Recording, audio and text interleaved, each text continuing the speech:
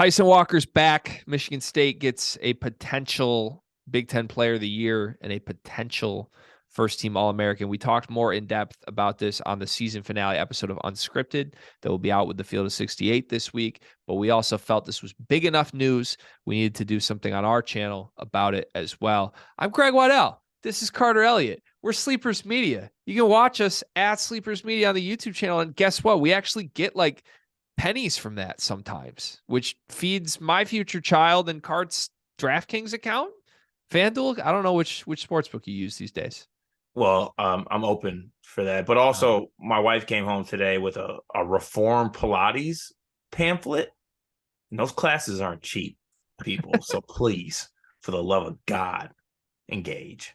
There's multiple platforms you can engage with us on, too, by the way, for the folks who point out that there's people that might not listen to us or people that might not give us opportunities. Ice up, bitch. We're out here. We also... we didn't talk about the adversity that struck. Your dog puked on your laptop, and yet here we are. Would you like to speak to that at all? Blue collar. That's all it is. Just make it happen. Others wouldn't do that. Yeah, you're right. No. Others would be in a tizzy if said incident occurred.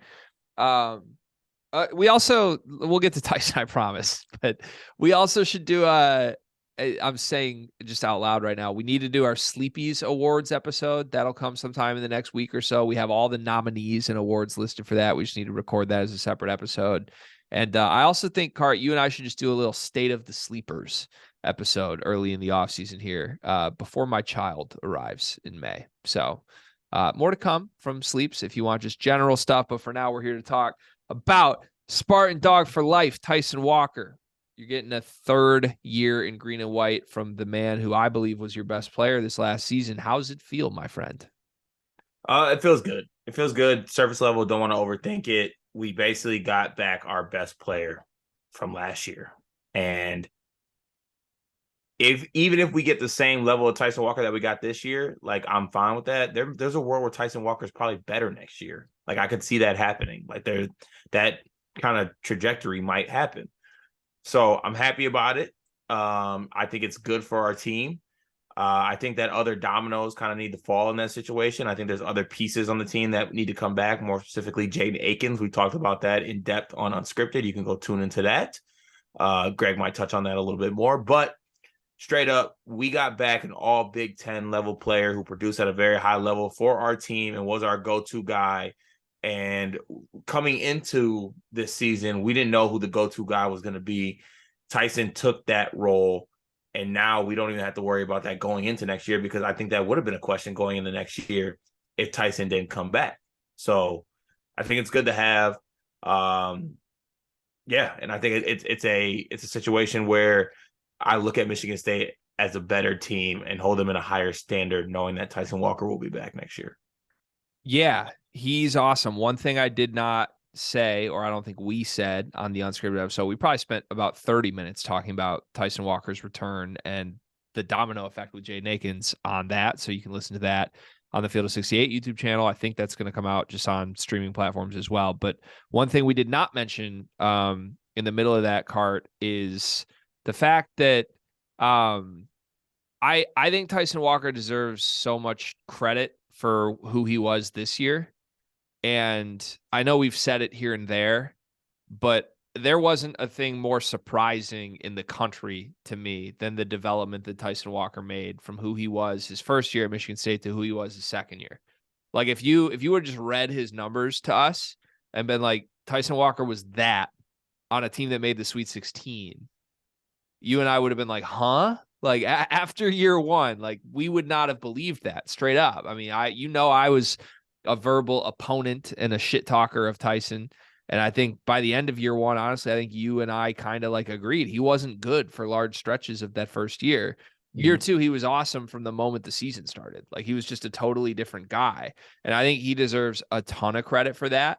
I think to put himself in a spot where now like you have to take Tyson Walker back is just a huge credit to Tyson Walker. Like we should not sleep on the fact that he essentially went from like Travis Walton to Travis Trice in the course of 12 months, right? Like that's incredible. Well, when we needed it too. 100%. Like that's incredible, and Izzo deserves credit, but more importantly, Tyson Walker deserves credit. Now, some questions for you quickly. Again, trying to do this a little differently than we did on the unscripted episode, but what fill in the blank. Tyson Walker is the blank best player in the Big Ten next season. I'm gonna say 5 because I think he's gonna be a first team All Big Ten guy. Okay, that feels right. That That's a feels lot. right. Yeah, but also that's a lot of players too. The bit. I mean, I'm penciling like Edie in there. But also there's a lot of open spots. Like let's say no Hunter, no Trace Jackson Davis. Like there's areas for guys to get up there. But I'll go with top 5. I can't believe I'm about to ask what I'm about to ask. Are you taking Tyson Walker or Boo Booey next year?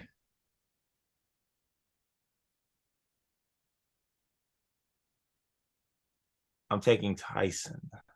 On Michigan State, I'm taking Tyson. Yeah.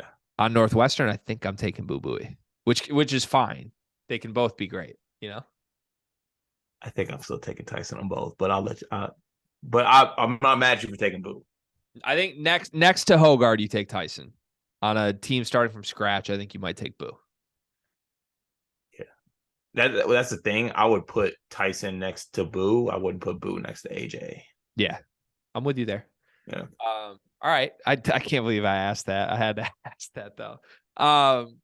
So we kind of did this on unscripted too, but first team All-American. Like I have seen some like, don't be surprised if Tyson Walker's an All-American next year.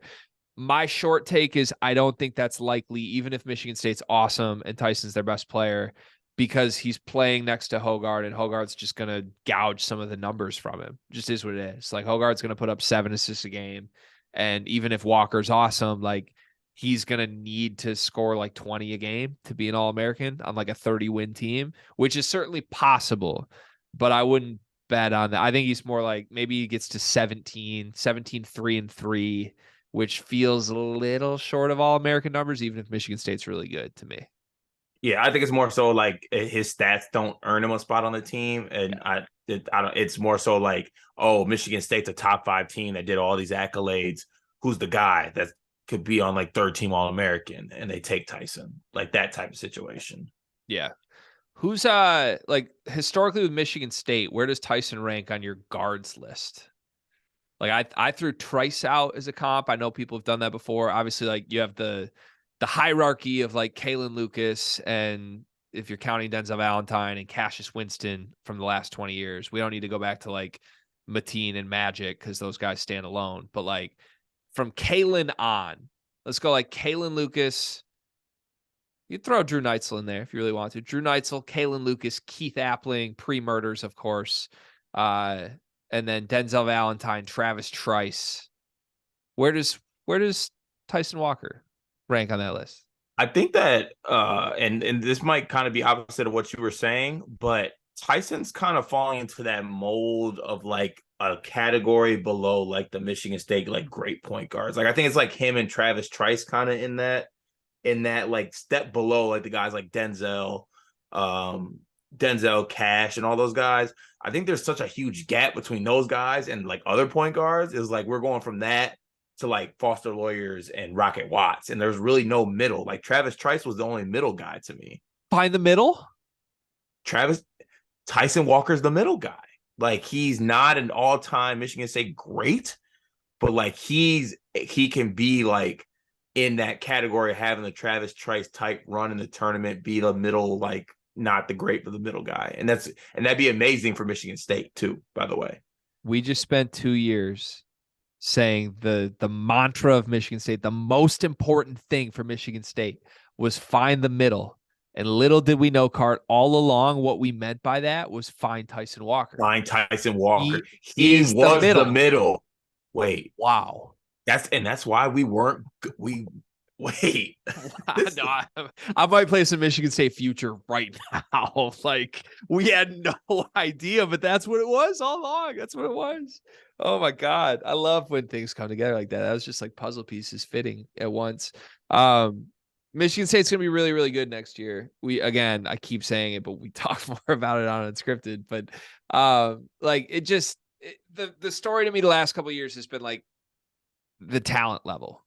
No offense, but Michigan State has not often been the most talented team when they suit None up against taken. good teams. Yeah, thank you.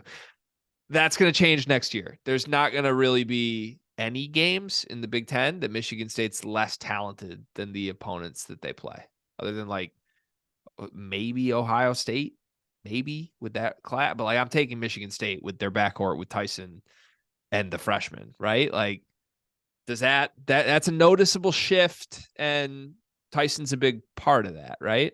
100%. And expectations are going to be high coming into next year. And like you said, for good reason, they should be high. This team's not going to be like the team that no one expected anything from, and they somehow found their way to a Sweet 16 with a pretty good draw this year.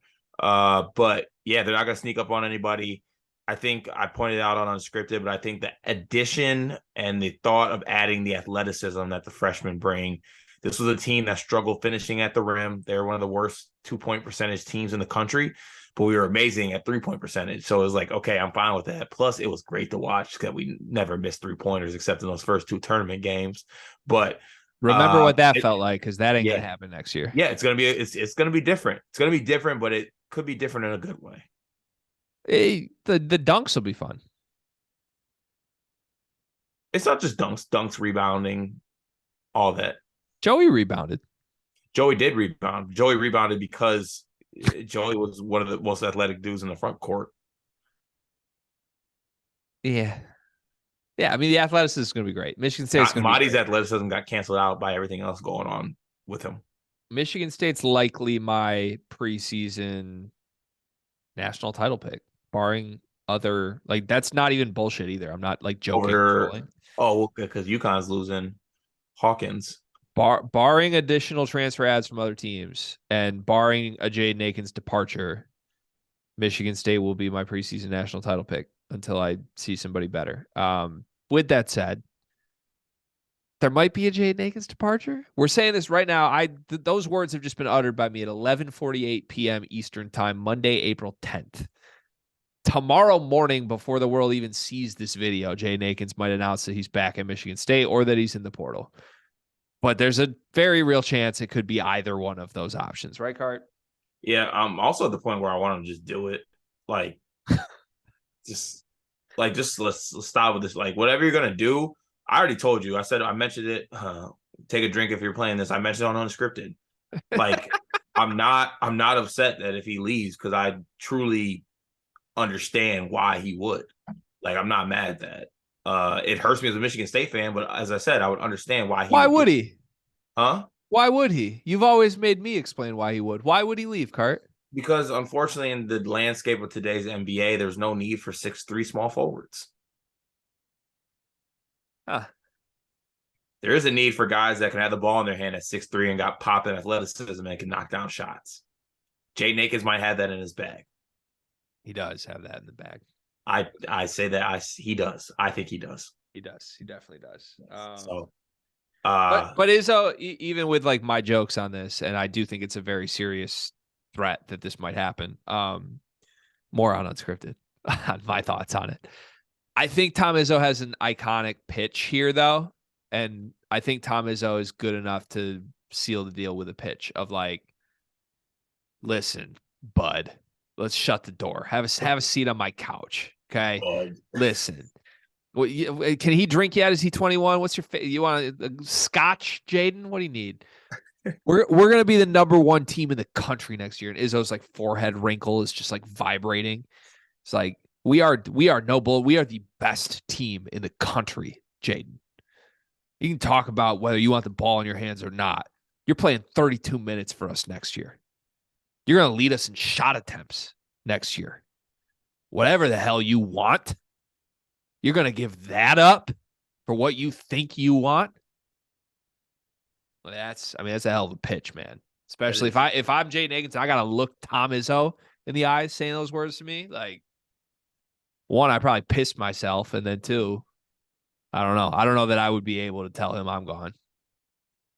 Yeah, and also there's a world out there where there are pictures of Jaden Akins, young, first grade, saying his dream was to play college basketball for Michigan Can State. I That's out there. I know it doesn't matter now. can I In say first this? grade, I said I wanted to be a chef. Like, come on. That is the most overrated thing I've ever seen. It's almost like looking at likes in a player's Twitter. I put less stock in Jaden Akins' first grade project where they asked him what he was going to be when he grows up than I do anything else we could possibly find. Me too. I have a theory if that picture didn't even exist, that there'd be no question that he'd be back. I kind of agree. But let me wrap with this, because you told me that we were going to end this at a certain time. We are now over that time by 6 minutes. I want to wrap with this question. You said that you were going to put in a future for Michigan State next year. Yeah. Are you putting in that future if Jaden Akins is not on the team? Yeah, only because of the moment where we just found out that the middle means Tyson Walker, and Tyson Walker is not Jaden Akins. That's not up to me. That's not up to you. That's up to the universe, and the universe just hand delivered me a note on that. I'm not going to fight the universe on it. Do I think that Michigan State can win a national title without Jaden Akins next season?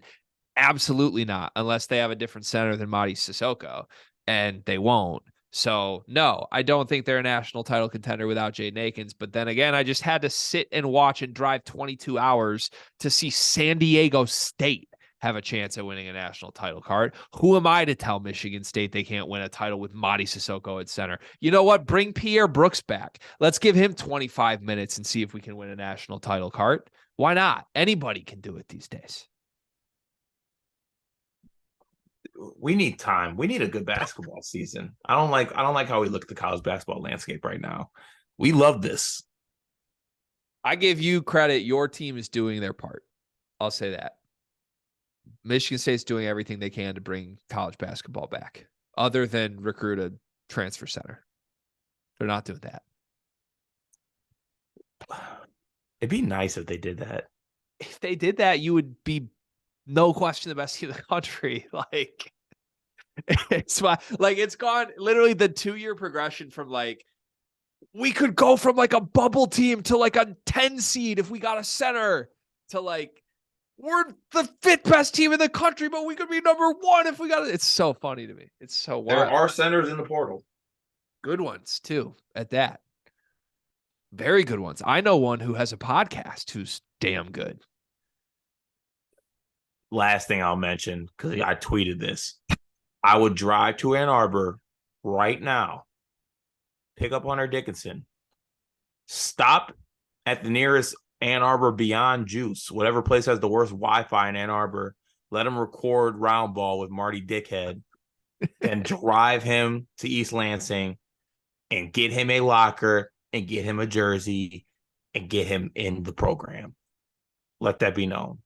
Yeah, we did. We tweeted out the Michigan State, would you take Hunter Dickinson if it meant a national title? And I think a lot of rational fans said yes. So I give them credit. That's the right. If y'all had Hunter Dickinson with everything else, you would win a title. 0 questions asked. You just would. So interesting times, man. Interesting times. I said that would be the most fun outcome, by the way. Like, I don't know where Hunter's going to go, but some people say it's Maryland. Some people say it's definitively not Maryland. It might be Kansas or Kentucky. It might be back to Michigan. Some have rumored. The funniest outcome by far to me would be Michigan State. It would never happen. Oh, but 100%. But also don't know if he'd be able to podcast with Jar Jar Binks with a Boston accent. Boston's giving that accent a lot of credit, man.